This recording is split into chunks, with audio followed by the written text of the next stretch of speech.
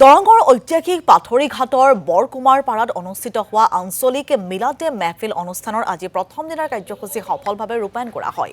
বিস্তৃত কাৰ্যসূচীৰে অনুষ্ঠিত হোৱা এই অনুষ্ঠানৰ আৰম্ভণিতে অনুষ্ঠিত হয় এক আলোচনা চক্ৰ। যুৱ প্ৰজন্মৰ বিকাশ আৰু উন্নয়নত বৌদ্ধিক সমাজৰ কৰণীয় শীৰ্ষক এই আলোচনা চক্ৰত মুখ্য আলোচক হিচাপে উপস্থিত থাকে প্ৰতিদিন টাইমৰ কাৰ্যবাহী সম্পাদক সুনীত কুমাৰ ভূঞা। আলোচনা চক্ৰত বক্তব্য প্ৰদান কৰি সাংবাদিক সুনীত কুমাৰ ভূঞাই কয় যে যুৱ প্ৰজন্মৰ শক্তিক আমি কেতিয়াও অগ্ৰাহ্য কৰিব নোৱাৰোঁ। যুৱ প্ৰজন্মক দিক নিৰ্দেশনা কৰাটো আমাৰ সকলোৰে কৰ্তব্য বুলি উল্লেখ কৰে প্ৰতিদিন টাইমৰ কাৰ্যবাহী সম্পাদকগৰাকীয়ে।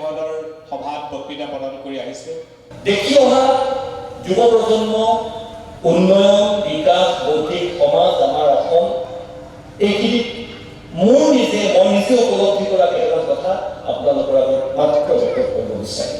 পানীত যিদৰে পৰিকল্পিতভাৱে বান্ধ দি তাৰ পৰা বিদ্যুৎ উৎপাদন কৰিব পাৰি, পানীয়ে যিদৰে জীৱৰ প্ৰাণ হ'ব পাৰে, পানীয়ে যিদৰে প্ৰতিটো জীৱৰ প্ৰতীক হ'ব পাৰে, পানীয়ে যিদৰে প্ৰতিটো জীৱৰ আঁৰৰ জীৱন ধাৰণৰ মাধ্যম হ'ব পাৰে, পানী নহ'লে আমি কোনো জীয়াই থাকিব নোৱাৰোঁ।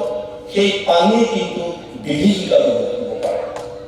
সেই পানীয়ে কিন্তু এখন সমাজ বানপানীৰ লোকলৈ জলপ্ৰলয়ৰ লোকলৈ সমাজখন তছনছ কৰি পেলাব পাৰে। সেই পানীয়ে কিন্তু সমাজখনক বিভেদ চাৰখাৰ কৰি দিব পাৰে। যুৱ প্ৰজন্ম ঠিক তেনেধৰণে বিভিন্ন ধৰ্মাৱলম্বী লোকে একত্ৰিতভাৱে ব্ৰিটিছৰ বিৰুদ্ধে যুদ্ধ কৰিছিল আৰু সেই সেই একেখন সমাজ আজি তেখেতলোকে দেখিবলৈ পাইছে, কিয়নো এই আলোচনা চক্ৰত আমাৰ বিভিন্ন ধৰ্মাৱলম্বী লোকে অংশগ্ৰহণ কৰিছে আৰু আমাৰ যিটো ঐক্য আৰু শান্তি দেখি তেখেতে যথেষ্ট শান্তি পাইছে আৰু এই বাৰ্তা যাতে অসমৰ সকলো দিশতে বিয়পি পৰে, গতিকে সকলো দিশলৈ অসমৰ সকলো ৰাইজকে আমাৰ যি আদৰ্শ সেই আদৰ্শ গ্ৰহণ কৰিবলৈ তেখেতে অসমৰ ৰাইজক আহ্বান জনাইছে আৰু